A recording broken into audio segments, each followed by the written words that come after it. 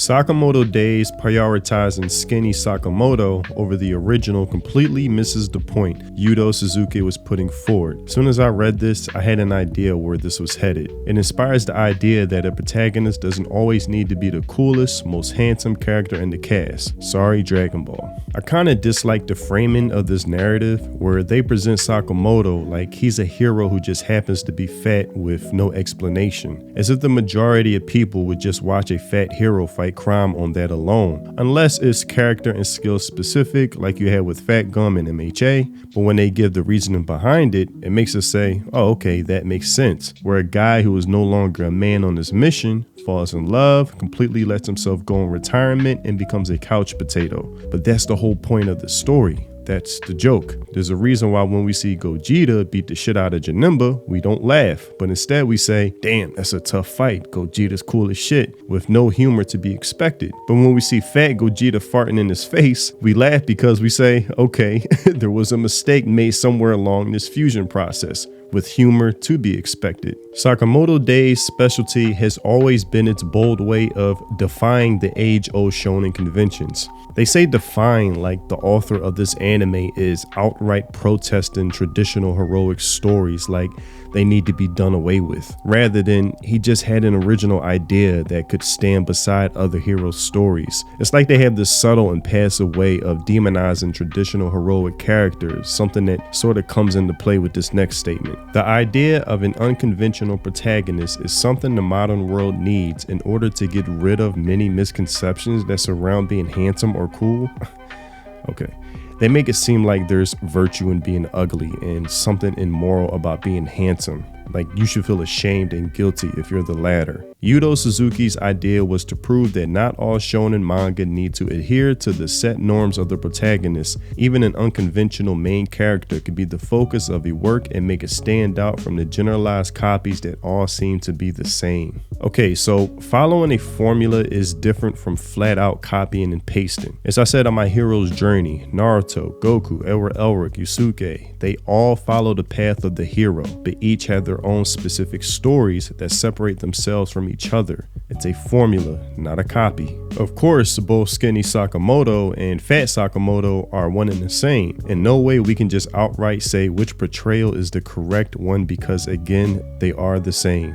This journalist has a weird way of perceiving this story. Like there is no correct or incorrect portrayal. It's just part of his storyline. While the anime might try to bring skinny Sakamoto more into the picture, the appeal to Sakamoto lies in his grown form, and his round figure symbolizes the peaceful, happy life he has built. It's funny how they're equating being fat with being peaceful and happy, and being overweight is a symbol for fulfillment. They should watch Banished from the Hero's Party, where the main character, who's clearly in shape, lives off the grid with a beautiful bombshell girl and seems pretty happy and peaceful to me, because mindset, attitude, and environment are better predictors for overall happiness or fulfillment, not being fat. When he was younger, Sakamoto had to wade through the brutal world of assassins and constantly feared for his safety, but he chose to set all of it aside and build a life with a woman he loves. It is Sakamoto who is the protector, not the merciless killer Sakamoto of the younger days. None of that has to do with being fat or being in shape.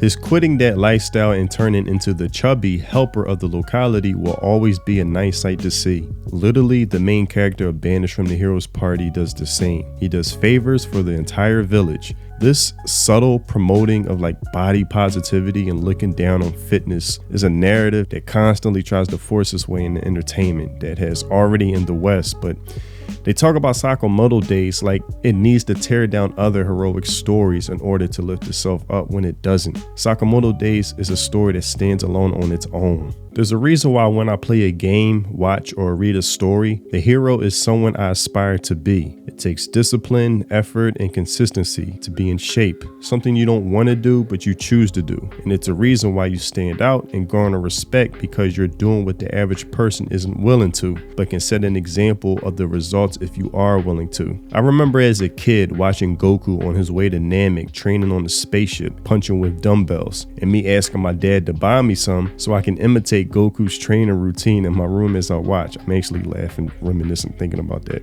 And like I said, it's something, especially as guys, we innately understand and gravitate towards. probably due to evolution somehow, versus sitting on the couch eating potato chips all day. It doesn't require any effort at all. Tanjiro, when he persists in his Hashira training when all the other members quit because it was just too hard, but he reaped the benefits and reward in the end. Takamura, his discipline to fast before a fight, resisting the urge to eat junk food, causing him to win the fight in the end. Yusuke, able to endure the power of the spirit energy passed down to him from Genkai, showing his resolve for pain tolerance, aching for a prolonged period of time just so he can reach the next level of his training, winning a tournament because of it. When I watch these scenes, I get inspired to hit the gym immediately or go harder with whatever I'm doing, because these scenes weren't designed for me to laugh at nor look down like these narratives that try to persist, but for me to be inspired by. That's the reason why they remain timeless to this day.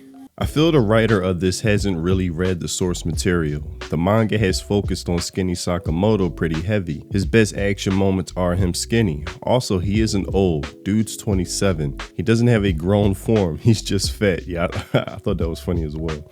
Seems like a lot of projection being put here. Would like to see your source material where Yudo Sensei says that's the point of Fat Sakamoto. This isn't My Hero Academia. That's funny, I literally make an MHA reference. The point of Skinny Sakamoto is cool action sequences. By the way, the manga has shown Skinny Sakamoto more than the anime so far. It is unrealistic and not relatable, but you're forgetting the fact that this is fiction. Being fat is not okay at all.